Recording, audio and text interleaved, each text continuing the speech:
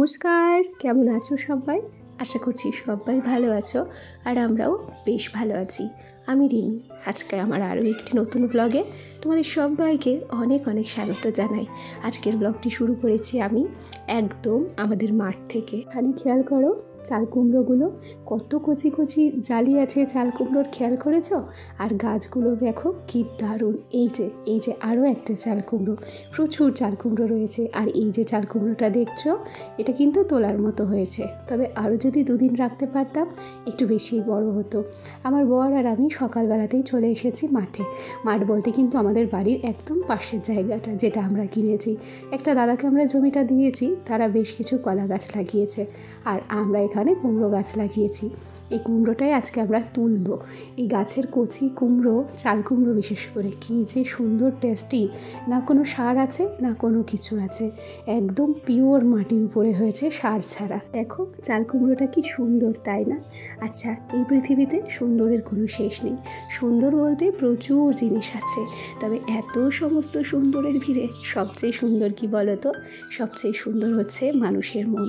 যার মন সুন্দর তার কাছে কিন্তু সব কিছু সুন্দর লাগে, আর যার মন সুন্দর নয় সে কোনো কিছুতেই সৌন্দর্য খুঁজে পায় না। আমার গত দিনের ভিডিওতে হীরা গ্যালারি থেকে যত সম্ভব হীরা দিদি, আমি নাম জানি না, আমাকে কমেন্ট করেছে যে দিদি ভাই তুমি কি করে এত সুন্দর কথা বলো। একটা সত্যি কথা বলি, আমি সুন্দর কথা বলি কিনা আমি জানি না, আমি আগাগোড়া এরকমভাবেই কথা বলি, তবে হয়তো আমার কথাগুলো তোমার শুনতে সুন্দর লাগে।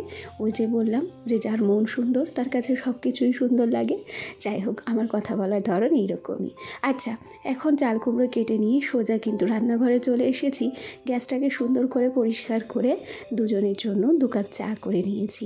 আজকে আর দুধ চা করিনি, দুরকমভাবে চা করতে ভীষণ ঝামেলা লাগে, আর কিছু দিন সময়ও থাকে না যে দুরকমভাবে চা করব। ওদিকে 2 কাপ লিকার চা করে সোজা চলে এসেছি ঘরে। আমার বর ঘরেই ছিল, ঘরে ওনাকে চাটা দিয়েছি আর একসাথে দুজনে বসে একটু সকালবেলার চাটা এনজয় করলাম। আমার ছেলেকে সকালবেলা স্কুলে দিয়ে এসেছি। ওকে স্কুলে দিয়ে আসার পর ধীরে সুস্থে সংসারের কাজগুলি এখন করার পালা। যাই হোক, আর দেরি করলাম না, সোজা চলে এসেছি কলের পরে। কলের পরটাতে একটু ব্লিচিং পাউডার দেওয়ার দরকার।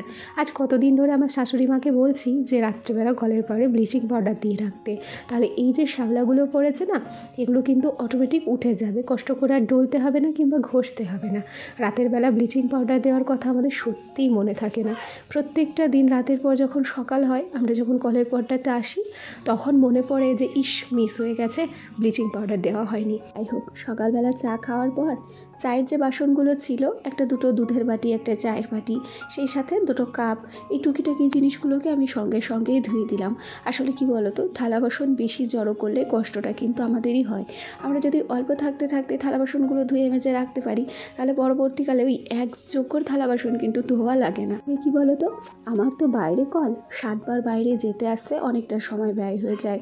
যদি আমাদের একটা বেসিন থাকতো কিংবা রান্নাঘরটা অন্য টাইপের হতো, তাহলে হয়তো গ্যাসের পাশে বেসিন সেট করা থাকলে কাজগুলো খুব তাড়াতাড়ি হয়ে যেত আর এতটা কষ্ট হতো না। যেহেতু গ্রামের বাড়ি আর ওই সমস্ত সুযোগ সুবিধা আমার নেই, সেজন্য কাজগুলো করতে একটু হয়তো দেরি হয়, একটু কষ্ট হয়, তবে সব কিছুই তো মানিয়ে নিতে হয়।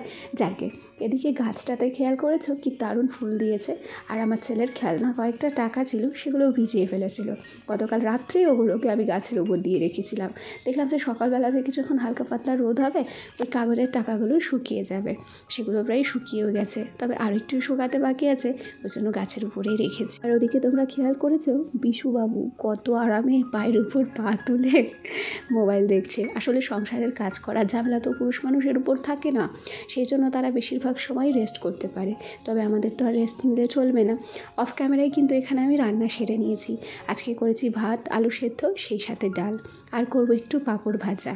আজকে তাড়াহুড়ো ছিল, আমি প্রথমে একটা ভুল করে ফেলেছি। আমি বলেছি ছেলেকে দিয়ে এসেছিলাম স্কুলে, না গো, আমি বলতে ভুল করেছি। আমি ছেলেকে নিয়ে এসেছি এখন ড্রয়িং ক্লাসে। কি রয়েছে তান, মাঝে রয়েছে আমার ছেলে বিভান, আর ওদিকে আছে বেদ। আর এদিকের মেয়েটা যেহেতু উঁচু ক্লাসে পড়ে, তাই একে আমি চিনি না। আর আমার ছেলের সাথে বাদবাকি দুজনকে দেখছো, এরা আমার ছেলের সঙ্গে নার্সারি ক্লাসেই পড়ে। আসলে কি বলতো, আমার ছেলেটা বড্ড চঞ্চল, তাই ওকে একটু শান্ত করার জন্য আমি ওকে বিভিন্ন রকম অ্যাক্টিভিটির মধ্যে ব্যস্ত রাখতে চাই। তবুও দেখি না ওর দুষ্টুমি কমে না, জানো। সবাই বলে বড় হলে ঠিক হয়ে যাবে, হয়। একটা সময়ের পর নাকি যারা ছোটোবেলায় খুব বদমাইশি করে তারা বড় হলে শান্ত হয়ে যায়। এখন দেখি বড় হওয়া পর্যন্ত অপেক্ষা, আদতেও যে ও কবে শান্ত হবে সেটা কিন্তু আমি জানি না। যাই হোক, ড্রয়িং ক্লাস শেষ করে এখন সোজা চলে এসেছি আমরা বাড়িতে আসার পর এখন আলনার কাছে আমার যে কসমেটিক্সগুলো থাকে সেগুলোকে ভাবছি একটু গুছিয়ে নেব, কেন কি ওগুলো অগোছালো হয়ে রয়েছে। প্রত্যেকদিন আমার ছেলে এখানে খেলে ঠিকই, তবে একটা জিনিসও নষ্ট করে না, ওই একটু অগোছালো করে রাখে, সেগুলোকে আমি প্রত্যেক দিন একটু একটু করে গুছিয়ে রাখি। এখন আমি একটু শোকেসটা ডাস্টিং করে নিচ্ছি। আসলে কিছু কিছু কাজ আছে যেগুলোকে প্রত্যেক দিন করাই উচিত, তবে এখানে শোকেস ডাস্টিং করতে এসে আমি বড্ড ভুল করে ফেলেছি জানো। আমার খেয়ালই ছিল না যে মুখে একটা মাস্ক পরে নেব। জানো তো, সংসারের কাজগুলোকে আমি বাঁধিয়ে রাখতে পছন্দ করি না। আমার সংসারের কাজগুলো আমি যতই ব্যস্ত থাকি না কেন গুছিয়ে করার চেষ্টা করি। আচ্ছা চলো এখন কিছু কমেন্ট পড়ি আর সেই সাথে কমেন্টের রিপ্লাইগুলোও দিই। গতকালকের ভিডিওতে রূপা ঘোষ আইডি থেকে রূপাদি আমাকে কমেন্ট করেছিল যে কুমড়ো গাছগুলোর জন্য ভীষণ খারাপ লাগছে। সত্যি কথা বলি, আমার শাশুড়ি মা ভীষণ রেগে গেছিলো সেদিন ওই কুমড়ো গাছটা কেটে ফেলার জন্য। সারা দিন সেই কুমড়ো গাছ নিয়ে উনি বকাবকি করেছিল। আসলে কি বলতো, ওনার নিজের হাতে লাগানো কুমড়ো গাছ তো, যখনই ওটা নষ্ট হয়ে গেছে ওনার আর মাথার ঠিক ছিল না।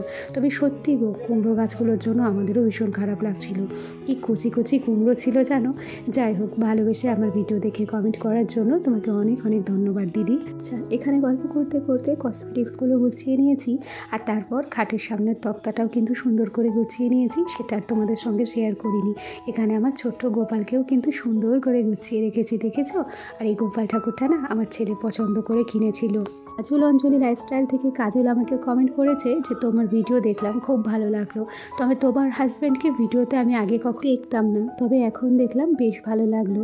হ্যাঁ, হয়তো তুমি খেয়াল করোনি, তবে আমার বর যখন ছুটিতে বাড়িতে আসে তখন মাঝে মধ্যেই ওকে আমি আমার ভিডিওতে ক্যাপচার করে রাখি। আচ্ছা, অনেক অনেক ধন্যবাদ তোমাকে এত সুন্দর একটা কমেন্ট করার জন্য। গল্প করতে করতে এখন কিন্তু আমি আলনাটাকেও ডাস্টিং করে নিচ্ছি। আমার গতকালকের ভিডিওতে অঙ্কনা তুমি কমেন্ট করেছো যে রিমি, আমি কি আদৌ ইউটিউবে সফল হতে পারবো? সত্যি কথা বলি, ধৈর্যের তো কোনো বিকল্প হয় না গো। ধৈর্য ধরে রয়েছি, দেখি না কি হয়। ধৈর্য ধরতে শেখো, ধৈর্য ধরো। আমি যতদূর তোমাকে চিনি তুমি অনেক ধৈর্যশীল একটা মেয়ে, সুতরাং টিকে থাকো, দেখো অবশ্যই একদিন সফল হতে পারবে। আচ্ছা, গল্প করতে করতে এখন সন্ধেবেলা, আমি এসেছি আমার দেওরের বাড়িতে। আমার দেওরের মেয়ের অন্নপ্রাশনের অনুষ্ঠান আছে, আর তার জন্যই বেশ কিছু কেনাকাটা করেছে, সেগুলোই এখন তোমাদের সঙ্গে শেয়ার করছি। দেখো তো ওর অন্নপ্রাশনের শাড়িটা কেমন লাগছে। এটা হচ্ছে অন্নপ্রাশনের দিন দিনের বেলা পরবে। এই হলুদ জামদানিটা ভারী অসাধারণ লাগছে না? সত্যি কথা বলি, বাচ্চাদের ড্রেসগুলো দেখলে না ভীষণ লোভ লাগে। আমাদের সময় মনে হয় এত সুন্দর সুন্দর ড্রেস ছিল না।